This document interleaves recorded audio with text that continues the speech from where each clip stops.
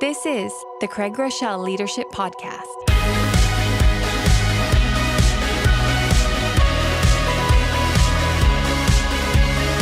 Hey, it's awesome to have you with us for a bonus episode of the Craig Groeschel Leadership Podcast. Why do I say bonus episode? If you're new with us, we release a brand new leadership teaching on the first Thursday of every single month.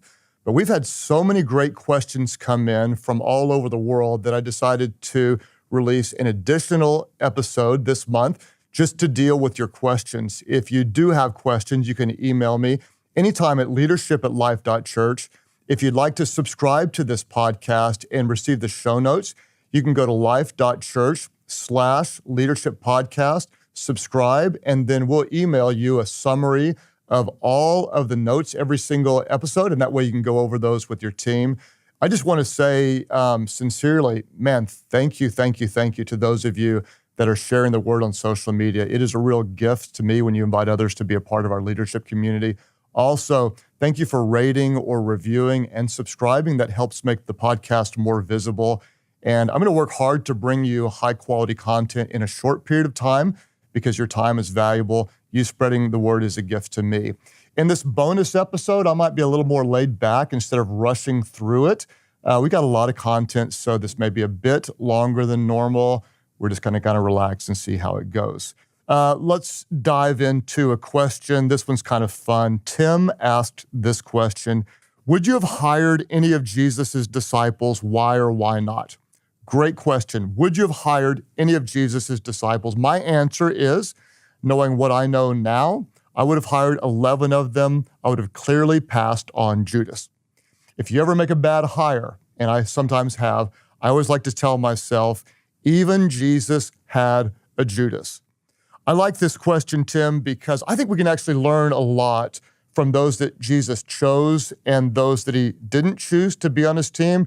You don't have to be a Christian to learn from his selection process. And so I want to talk about it today, kind of from a creative viewpoint. Some thoughts about who Jesus hired. Number one, Jesus chose people that others overlooked. He chose people that others overlooked. In fact, you need to remember that you'll often find great and talented people that others overlook. If you're not just looking at what everyone else is looking at, you can see things in people, qualities that are often hidden or not quite as obvious. You can find greatness in people that others overlook. Number two, Jesus passed on those trained by the traditional system. Think about this. When he recruited his disciples, he didn't invite a single scribe, a Sadducee, a Pharisee, no one from the organized religious tradition to be a part of his inner circle of 12. This implies, and I can't totally know his motives, but it implies that perhaps he believed that he could train them better than the traditional path. This is not always the case. In your organizations, sometimes you're going to need technically and traditionally trained people. But sometimes you might want to go a non-traditional path. For example, I'm a pastor who leads an organization with over 600 paid employees, currently in 29 different locations in 9 different states. Even if you don't know a lot about churches, you would probably say that's not a traditional church model. That's not like most churches in the community. It's a non-traditional model. So in our system, honestly, it's rare that a traditionally trained pastor thrives in our model. It's not that traditionally training pastors is bad or wrong, it's just traditional. For example, I have a degree called a Master's of Divinity. That's a 3-year degree that specializes in training pastors.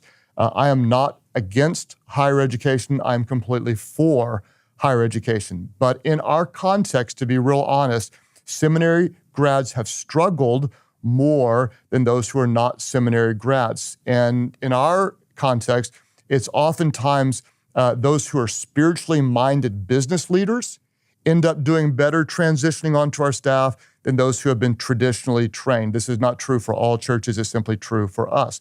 If you're leading something that's new, something's different, something creative, something innovative, you might be wise to look in non-traditional places to find talent. Back to Jesus and his team. While many people are shocked by his choices, He obviously saw qualities that he liked that others undervalued. When you think about it, the disciples, they often get a bad rap. They're often criticized, but these guys were not idiots. Andrew, Peter, James, and John, they were business owners. They ran a fishing business, and their business experience provided tremendous value that could help move the mission forward. Matthew was a tax collector. That was not a popular job, but my goodness gracious, this guy got valuable experience working with people, dealing with brutal taskmasters above him, and then getting money out of people as a tax collector. It was valuable business experience. Simon was known as Simon the Zealot. He was either a politician or a revolutionary. This guy had skills from that could be valuable. And then James and John were called sons of thunder. Sons of thunder. I'm not sure why, nobody is, but that's just cool, okay? I just have a feeling these guys could bring the heat if they had to bring the heat. Jesus saw qualities in these leaders that other people undervalued. He chose those others overlooked. He passed on those trained by the traditional system. Number 3, he had a very intentional onboarding and training process. I know theologians wouldn't call it that, but from a leadership perspective, that's what I would say. For 3 years, he intentionally and consistently invested in his team. He was involved in the details of their lives. What did he do? He would teach them. He would show them how he would do it. He would give them feedback. He would empower them. It was a very intentional onboarding and training process. Number 4, he delegated full authority for them to carry on his vision and mission. That's what he did. After 3 years of training, he essentially said, now, here's your assignment. Go into all the world, make disciples, baptize them in the name of the Father, the Son, and the Holy Spirit. Here's what Jesus did. He said, here's what I want you to do. Here's where I want you to do it. But Jesus did not tell them how they were to do it. He empowered them to fulfill his mission. That's why, Tim, I think it's a great question. What can we learn about how Jesus recruited people? Thank you for your question. Let's deal with another one. This is Dylan. Dylan asks, when do you know it's time to fire an employee? And when you do know, how do you do it in a way that shows genuine care for that person? I bet we were asked some version of this question 40 different times. How do we know when it's right to fire someone? How do we do it in a way that is caring? This is important. Let's start with the first part. When do you know it's time to fire an employee? Let me just tell you this. More often than not, most of us fire later than we should. Let me say it again. More often than not, most of us fire later than we should. It's a rare leader that has a hot temper and fires too quickly. There are some that do it, but 98 times out of 100, we fire too slow rather than too quickly. The general rule is most of us wait longer than we should. Why are we so slow to remove a troubled team member? There are some reasons that just because we have a heart, we care. We care about people. We don't want them to lose their job. We like them, and we want to give them a chance and another chance and another chance and another chance to improve.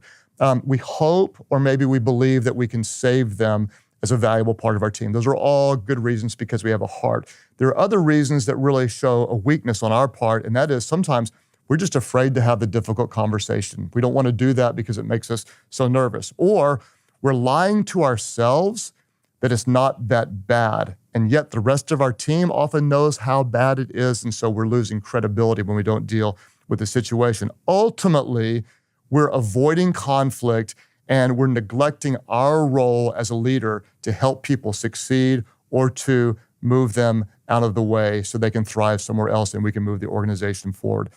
When do we know it's the right time? Let's deal with this. If an employee has a serious breach of integrity, or they're always divisive, or they're not trustworthy, or something that falls in that category, the time is now. There's sometimes it should just be obvious to you, this person cannot be trusted. They're always harsh and critical. They lack integrity. The time is now. If it's a performance issue and they still have character and there are other good qualities, that's when it becomes a little more gray. If it's a performance issue that could possibly improve, we're going to approach it in a different way, and I'm going to give you 4 thoughts about it. Number 1, we want to tell them there is a problem. And I cannot be any more clear. You have to do this directly. We feel like oftentimes we're going to come in and like shoot the breeze, like, hey, how's it going? How's your family? And well, kind of, no, you sit down and say, hey, you need to understand there's a problem in your performance. And that is the loving thing to do, is to be very direct, very clear, lead with that. You're setting the tone that you care, tell them there's a problem. Number two, you want to define clearly what needs to change. There's something about their performance or their behavior or their attitude or something that needs to change, and you need to be crystal clear about what that is. If possible, you want their change to be measurable. In other words, it's not always possible. For example, if they've got a bad attitude, you can't say, I need your attitude to improve by 35%. We can't measure that. But if they're recruiting volunteers, you might need to say, we need to have 35% more volunteers serving 90 days from now. That is measurable. As often as you can, you want what you want them to do to be measurable. Whenever possible, you want to give them a goal that is specific, clear, and measurable, so they're going to know exactly what you expect out of them. As you're defining what needs to change, what you want them to do, at some point is you're going to want them to repeat it back to you, and don't skip this. You want to make sure they're able to verbalize specifically what's in your heart and in your mind, so they are 100% clear what they need to do to win the right to stay in the role. Now, I would recommend as often as appropriate to document this in writing. If you're having this kind of conversation, it's not only wise from a legal perspective, but it brings weight and accountability to the discussion. If you say, here's what I'm asking you to do by such and such period of time, and you write it down, even have them sign it, and if you don't, then you don't get to stay here.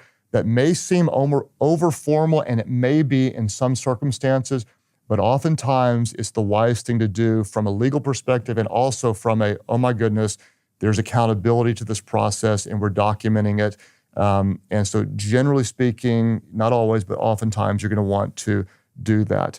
The third thing you're going to want to do is give them the tools to improve and a deadline to hit. The tools to improve and a deadline to hit. In other words, you're going to give them a mentor to help them improve, or a book to read, or a conference to go to, or weekly coaching meetings, or a podcast to listen to, or whatever. And then you're going to give them a deadline to hit. I recommend the deadline be no more than 90 days. We're not giving them a year or 6 months. We need to see quick improvement. Some people, it might be 60 days. We don't want the window to be too short where they don't have a chance. We don't want to be too long where it drags on. Probably 60 to 90 days. We need to see improvement in order for you to stay here. I want to see you succeed. Here's what you need to do. Here's specifically what needs to happen by when. Then in the process, let's say it's a 90-day process, you're going to want to help them know where they stand throughout the whole process. At the end of 90 days, you don't want them coming in and saying, well, congratulations, you made it. Or, well, sorry, you didn't make it. You want them to know through the process with consistent, regular meetings where they stand. So at the end of the 90-day or whatever the window is, it's going to be real clear to them. They're walking into the meeting already knowing there's a win, or the conversation's relatively easy. We gave it our best shot. I'm sorry you didn't make it, but we're going to need to make a change. So we're going to be clear through the whole process. And then number 4, if they make the improvements, you celebrate. If they don't, you make the change. We kind of covered that. You asked about showing care, and what I hope you'll understand is this process is showing care. This is not unloving. This is the most loving thing you can do by clearly communicating where they stand, giving them the tools to succeed, the time, the clear expectations, helping them along the way. And then at the end of this process, if they made it, man, we all won, and let's move forward together. If they didn't make it, it's going to become clear to you. It should be clear to them. This is the right way to show care. Again, I've said this before. If you've got a troubled player, everyone else knows it. If you as a leader do not deal with the problem, eventually over time, that troubled player is no longer the problem. You have now become the problem. You're the leader. You're in the role. It's your role to help them get to the point where they're able to play, or it's your role to help remove them so they can succeed somewhere else and your organization can move forward. That is your role. It's not easy, but that's why you are the leader. Okay. Mark asked this. Mark said, I was wondering how people that are not currently in natural positions of leadership, and then he said it like a manager, can work on developing leadership skills. So if someone doesn't have the role or a title of a leader, how do we get better? How do we work on developing our leadership skills? Mark, thanks for that question. We get a lot of questions kind of in this vein. And the challenge, I think, is that many people think that position equals leadership. Position equals leadership. This is simply not true. This is a myth, and it's nowhere close to true about leaders. So many people, I believe, are waiting to have a title before they lead, or they wrongly believe they cannot be a leader. This is a gross misunderstanding of leadership. What is leadership?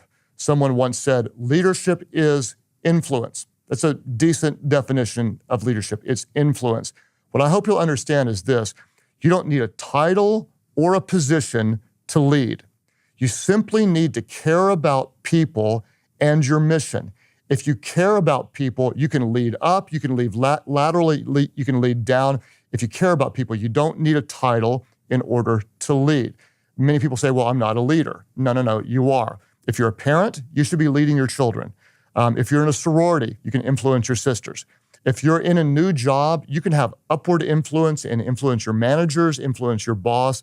You're a leader. Do not wait for permission to see yourself as a leader. Start leading now. Adora asked this question. I have a team member that I've been coaching through a rough patch at work. I've had to address issues such as not meeting deadlines, being late to meetings, not being engaged in the culture at work. After our discussion, Adora said, I've noticed them really stepping up to the plate and making progress toward 2 goals that we set in the last meeting about 3 weeks ago. Here's the question. Should I congratulate them on making progress, or is it too early? Should I reward someone that's improving, or would that not help the situation? So let me just say this. Adora, great work. Congratulations. You took a team member that was struggling, you created some specific goals, and you moved that team member forward. You addressed it head on. Your team member is improving. Congratulations. That is fantastic leadership on your part, Adora. Now, if you were standing by me right now, Adora, you can tell I'm getting excited. I'd high five you because what you did was fantastic. Then I would encourage you to stay on it. I would say, hey, let's make sure their early wins are translated into long-term wins. You're doing great. Then, if we're standing side by side after our exchange, I would lean in and whisper playfully, hey, Adora, did I congratulate you too early? Did I celebrate your win too early? And hopefully you'd smile and say, no, you didn't. What was my desire? My goal was to give you a verbal reward to celebrate your win, because you had a win. And what do? We celebrate wins. What do we know? We know what is rewarded is repeated. What is rewarded is repeated. So I would suggest with your team member that you immediately celebrate the win because your team member is winning. Now, you're going to do it in a way that doesn't say you've arrived, take your foot off the pedal. What you're going to do it and say you've made real progress, and what you want your team member to recognize is that you noticed. I noticed your improvement, and I'm celebrating it with you. So the answer is you absolutely want to acknowledge the progress and encourage them to keep it up. Then the minute you see it slide, you call it to attention. You call it to attention immediately, but you reward what you want to see more of, and you address what you don't want to see. Again, Dora, great job. Keep it up, okay? Walter asked this. Walter said, I oversee a team of volunteers, a leadership group within the YMCA. While listening to an old podcast, I heard you say we have to lead volunteers to feel like they're owners, not like volunteers. Then you said, I love the idea of creating ownership for my teams. What are some tangible ways to begin practicing this leadership principle? Great question. How do we help volunteers own it? Language matters. I like to say this. We don't just recruit volunteers, we release leaders, because volunteers do good things, but leaders change the world. Language matters. Walter, I love that you're working with teenagers and investing to develop them to become better leaders, and I love that you want to give them ownership. I want to give you a few statements that might be memorable and helpful. This is not a complete explanation, but it's a starting point for the discussion if we want to create ownership. When you want to create ownership in your team or your volunteers, define the what, explain the why, let them choose the how. Let me say it again. Define the what, explain the why, let them choose the how. Let's talk about it. giving ownership doesn't mean we're giving the vision or the mission away. You define what you're about. You define what you want to accomplish. That's the what. The why adds value to it. You also want to give them the why. What typically doesn't inspire. The why behind what we do is what inspires. People will work for a what, but they'll give their life for a why. So you set the tone. The what gives direction. The why creates passion. And then as often as possible, and it's not always possible, but as often as it's possible, you're going to let them choose the how. Now, this is where it's going to get difficult for you, Walter, because as a leader, the how they choose will often be different than the how that you would choose. You're going to see a different way to get to the end result. They're going to see maybe an idea that you never thought of or one that you don't even like as much. And this is where you have to have a little bit of grace to let them do things in a way that would be different than you. Over time, they might actually do it way better than the idea that you had in your mind. So when they know the what and they understand the why and they help create the how, they're going to own the overall vision. Let's think of it this way. What do workers do? Workers work. Doers do. Owners own. We want to help people own the how, and that way they'll think more like owners. This is your vision, but you're giving them freedom to help bring about the vision. So what are you going to do? You're going to work toward delegating authority, not just work. There's a difference. Work is you do what I say. Authority is here's what I want, but you determine how to get there. And this is the big key. We're not just delegating tasks, we're delegating authority.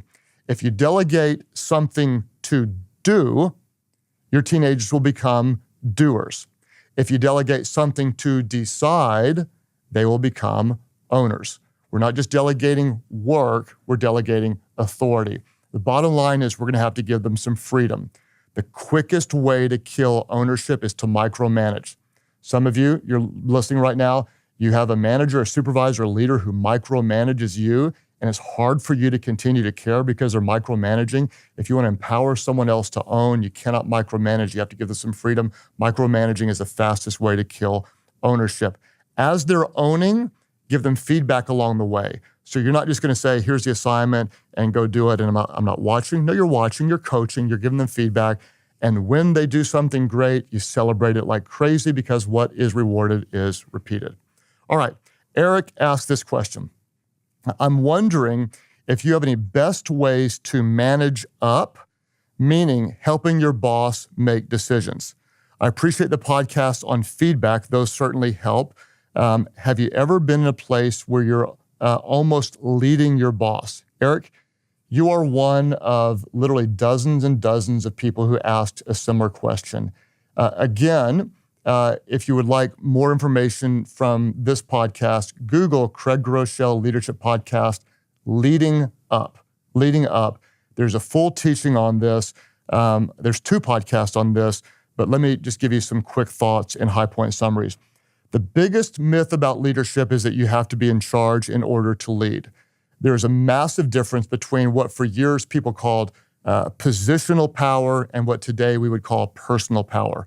Positional power is the title or the position. Personal power is based on what a group of people think. Positional power today is not what it used to be. Personal power matters so much more. If you want influence, care about people, love people, help them and improve, I always love to say that people will follow a leader with a heart faster than a leader with a title. Now, leading up is not easy. It takes some finesse. It takes some skill because if you do it in the wrong way, you'll be perceived as critical. You'll be perceived as a troublemaker or someone who is rebellious. In our teaching, I had 5 things that matter when leading up. Honor matters. You want to make sure that in your heart, you truly honor your leader. If you have a critical spirit all the time about your leader is going to sense it, and you cannot effectively lead those you do not honor. Honor publicly results in influence privately. Timing matters. You're going to want to look at the rhythm of your leader's week.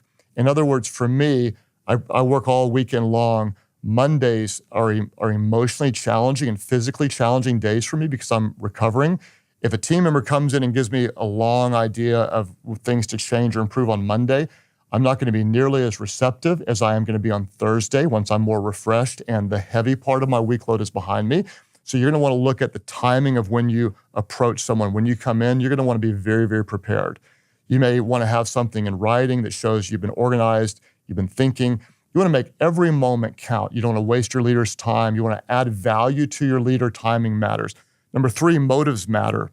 When you approach your leader, you want to approach with the attitude to serve. Examine your motives. If you honestly think you're smarter rather than you're trying to add value, your leader's going to smell that.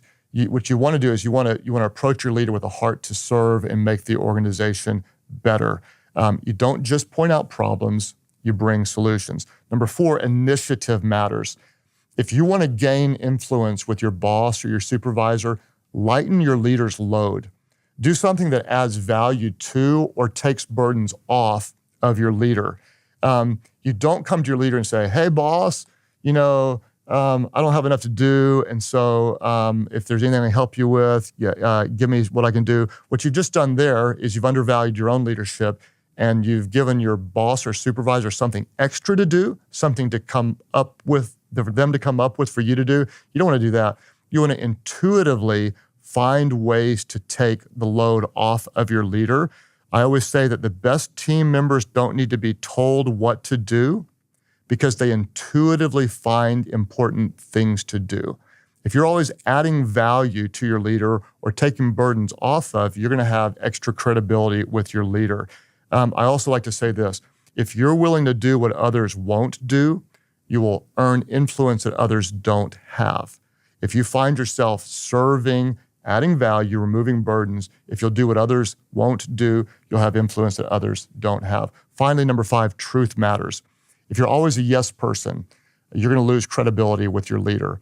Truth always trumps flattery. You have to tell the truth, but you want to do it in a loving way. Now, if you are a leader of an organization right now, what I just want to say to you is I get this question over and over and over and over again, over and over and over again. Everywhere we go, we get this question: how do I influence my boss? What that tells me as a leader, I have to work incredibly hard to tap into the wisdom of my team, because I never want team members to have great ideas and yet not tap into that wisdom.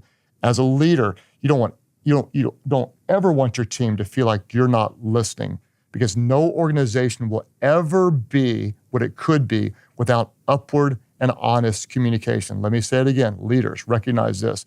Your team, they are valuable. If they're not, find someone who is. No organization will ever be what it could be without honest, upward communication. Let's deal with another question. Adam asked this: in the context of creating content, preaching, teaching, podcast, and leading your team, etc., do you have a process for creating that content? Do you have a process? And if so, what does your process look like? Adam, great question. Let me answer it. I'm going to broaden it a little bit and just talk really about content creation, because not everyone's going to teach like I do in my role, but most everyone will create content. You're going to write letters, you're going to cast vision, you're going to inspire and instruct at meetings, or so on. So I'll do my best to hit the high points. First of all, we need to understand that we're never just speaking, we're always leading. As leaders, we're never just blah, blah, blah, blah, blah. We're never just trying to communicate content. What we're trying to do is we're trying to lead people toward a direction, toward an action, toward a destination. We're not just speaking, we're leading. There's 3 questions that we want to be able to answer before we communicate anything. First of all, what do I want the people to know? What do I want them to feel? What do I want them to do? What do I want them to know, feel, and do? We want to start with the know. We want to be able to clearly define what specifically we want to communicate.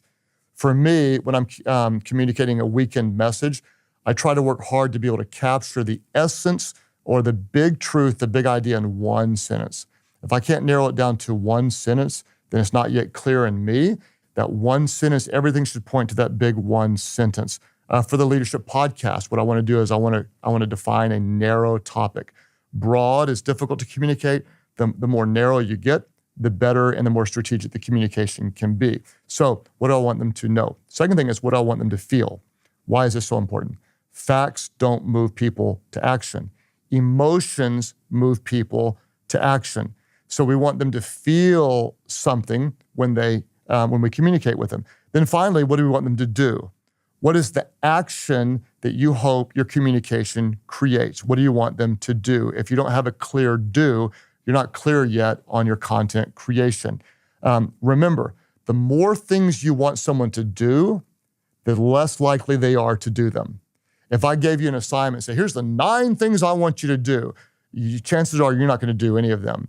It's best to have one big, clear ask. If we ask for one thing, we're more likely to get one thing than if we ask for 5 things, we're less likely to get one thing at all. Now, creating content, let me just tell you, it is exhausting.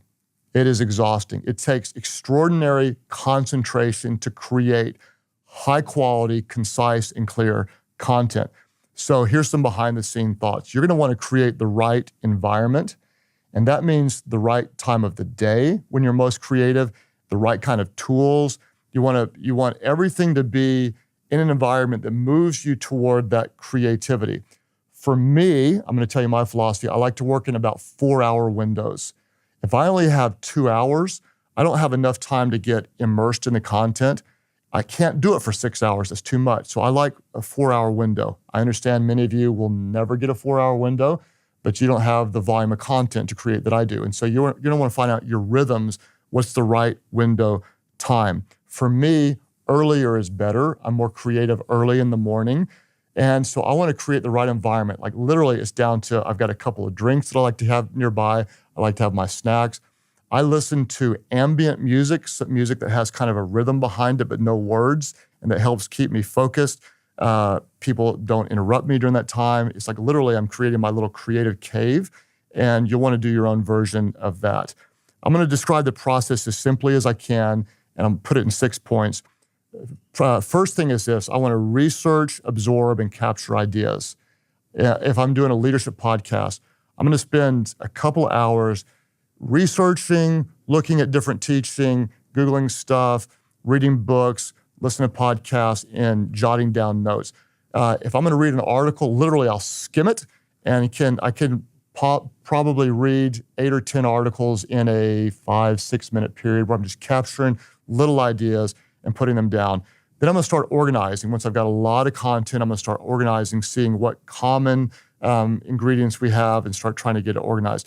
Then what I'm going to do is start illustrating for interest. Once I have some kind of workable outline, I'm going to try to create interest to keep people engaged. It might be a funny story if I'm doing a weekend message, or it might be kind of a tweetable quote that you're going to want to write down while I'm teaching a leadership podcast. Then number 4, I'm going to edit down. This is crucial. Less is more, less is more, less is more. We get emotionally attached to content that we discover and we like, and I'm going to edit down, edit down, edit down, edit down. I bring in other people often to help me edit down. I'll ask them, what do I like that you don't care about? And oftentimes they're like, I don't really care about this. Like, oh, but I love that so much. But I really try to listen to them, because as communicators, we often communicate too much. Too much loses people. Edit down, edit down. Number 5, I let it sit. The best communication I'm going to do is not something that I create in one sitting. It's actually going to be something that often has several weeks of time to it.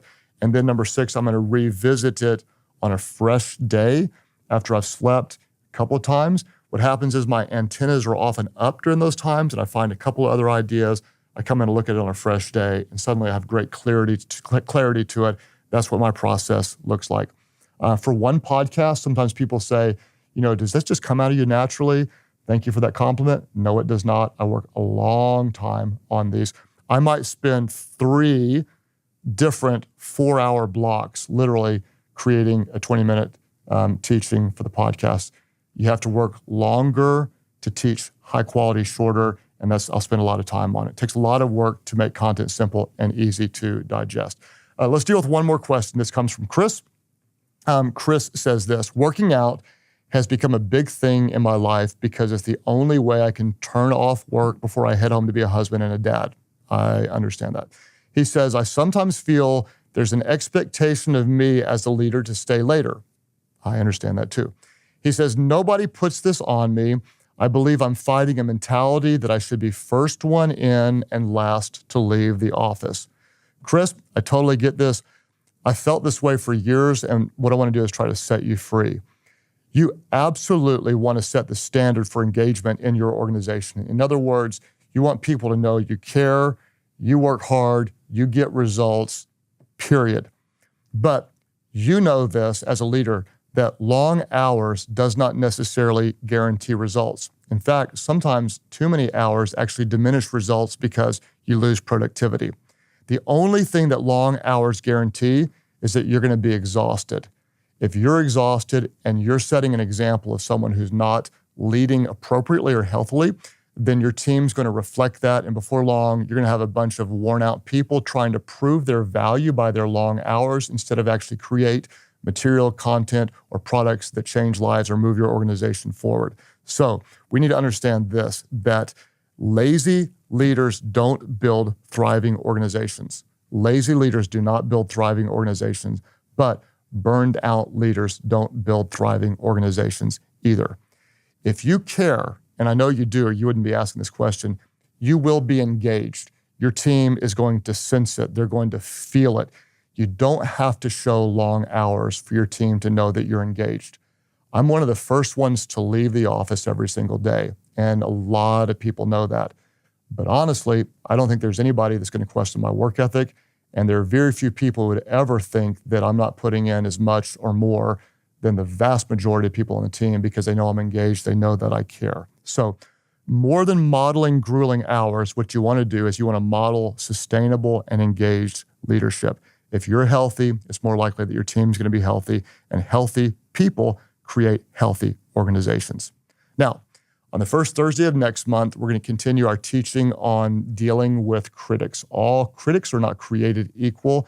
We're going to learn how we respond. You are going to be criticized when you lead strong. The higher you rise in leadership, the more critics you're going to have.